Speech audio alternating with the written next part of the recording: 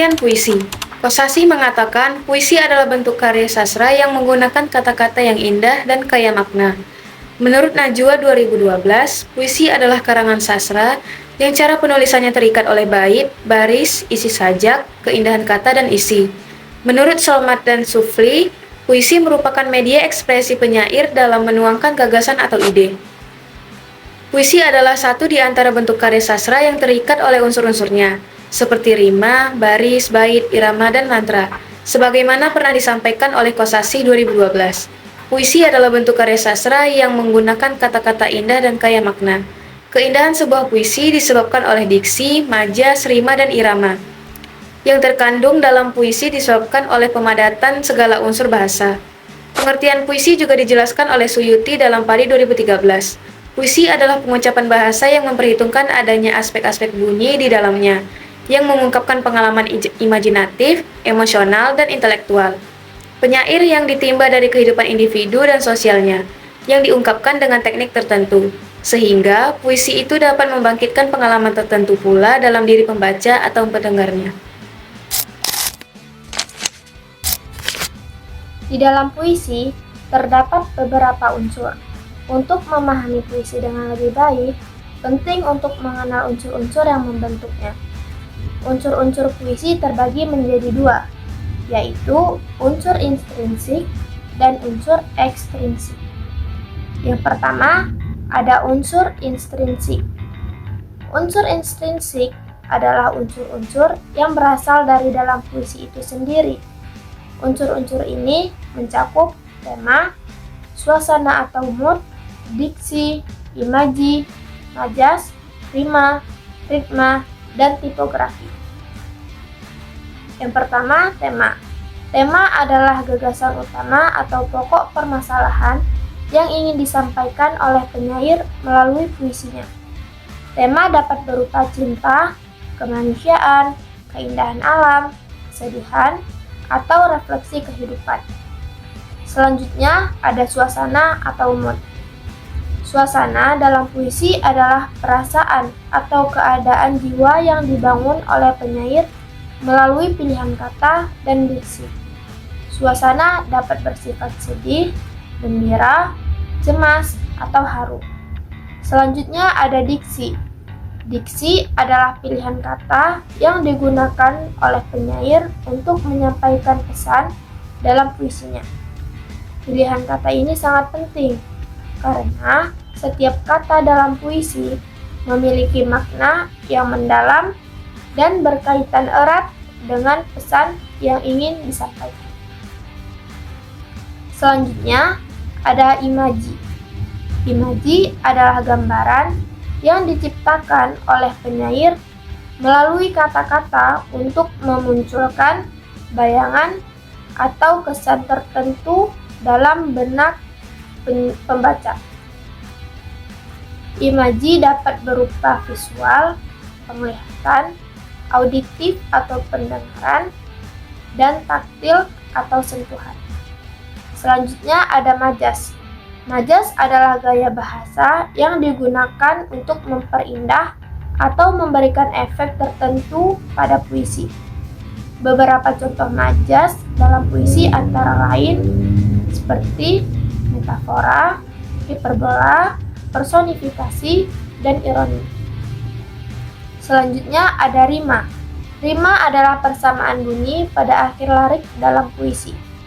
Rima dapat membentuk pola tertentu seperti AA, AB, AB, atau AA, BB.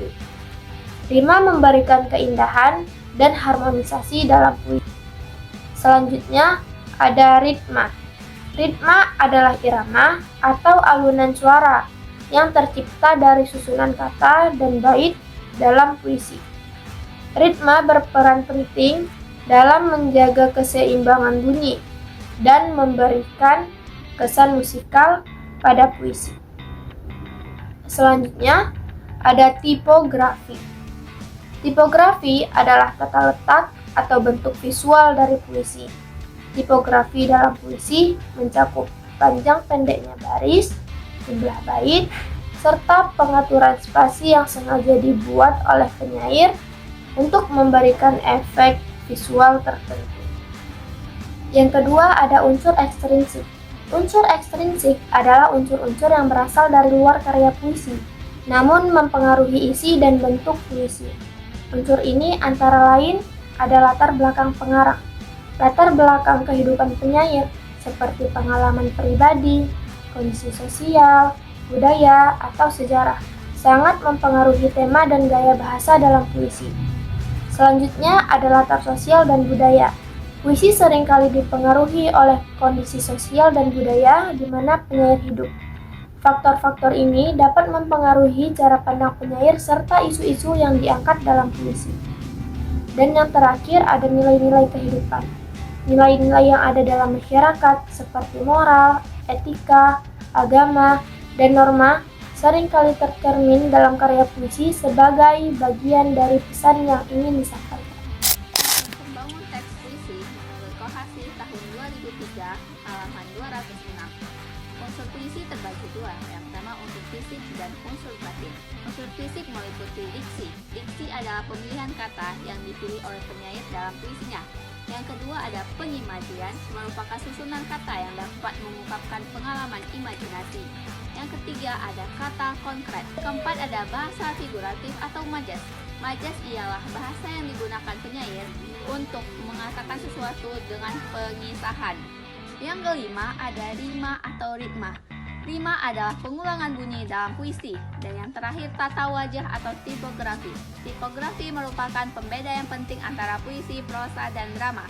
Nah, adapun unsur-unsur batin puisi, yang pertama tema. Tema merupakan pokok persoalan yang diungkapkan oleh penyair. Yang kedua ada perasaan. Puisi merupakan karya sastra yang banyak mewakili ekspresi perasaan penyair. Bentuk ekspresi ini dapat berupa keindahan, kegelisahan, dan lain sebagainya. Dan yang ketiga ada nada dan suasana. Dalam menulis puisi, penyair mempunyai sikap tertentu terhadap pembaca. Apakah dia bersikap menggurui, mengejek, menasehati, atau bersikap lugas. Jenis-jenis puisi menurut Kohasi ada 3, yaitu yang pertama ada puisi naratif. Puisi naratif mengungkapkan cerita atau penjelasan. Puisi ini terbagi ke dalam beberapa macam, yakni epik, romansa, balada, dan syair. Lalu yang kedua ada puisi larik. Jenis puisi ini terbagi ke dalam beberapa macam, misalnya elegi, ode, dan serenada. Elegi adalah puisi yang mengungkapkan perasaan duka. Ode adalah puisi yang berisi pujaan terhadap seseorang, suatu hal, atau suatu keadaan.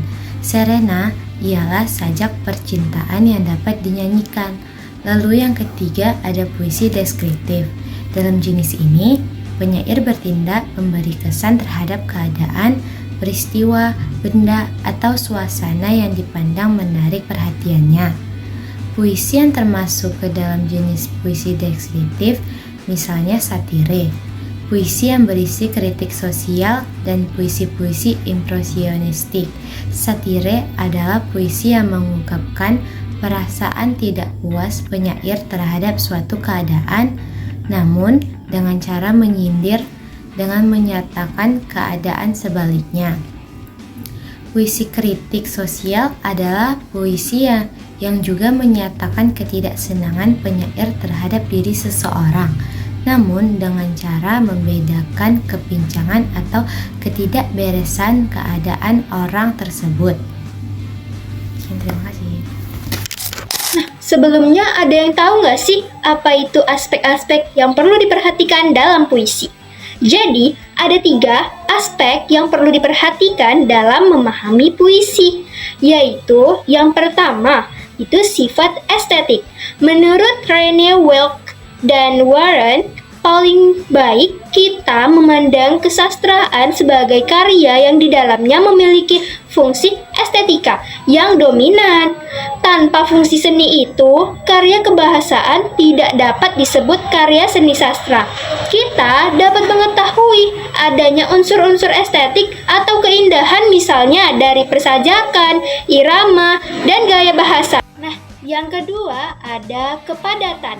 Menurut Altenburn, membuat sajak itu termasuk aktivitas pemadatan. Puisi hanya membahas inti masalah, peristiwa, atau inti cerita. Oleh karena itu, para penyair memilih kata yang akurat untuk membuat puisi. Nah, aspek yang ketiga atau aspek yang terakhir dalam melihat puisi, yaitu ekspresi tidak langsung. Menurut Rivaters, sepanjang waktu puisi itu selalu berubah seiring perkembangan zaman. Akan tetapi, ada satu yang tidak berubah, yaitu puisi mengungkapkan sesuatu secara tidak langsung. Menurut Rivaters, ketidaklangsungan ekspresi disebabkan oleh 3 hal. Yang pertama, pergantian arti. Yang kedua, penyimpangan atau pemancongan arti. Dan yang terakhir, penciptaan arti. Sekian penjelasan dari saya mengenai 3 aspek yang perlu diperhatikan dalam memahami puisi.